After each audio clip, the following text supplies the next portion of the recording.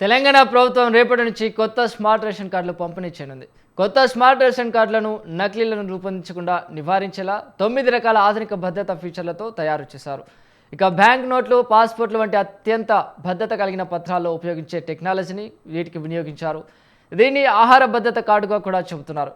పైన ఎడమవైపు ముఖ్యమంత్రి రేవంత్ రెడ్డి, కుడివైపు పౌర సరఫరాల శాఖ మంత్రి ఉత్తమ్ కుమార్ రెడ్డి చిత్రాలను ముద్రించారు.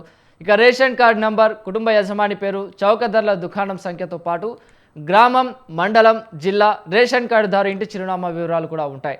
కుటుంబ యజమానిగా మహిళల పేర్లనే ముద్రించారు.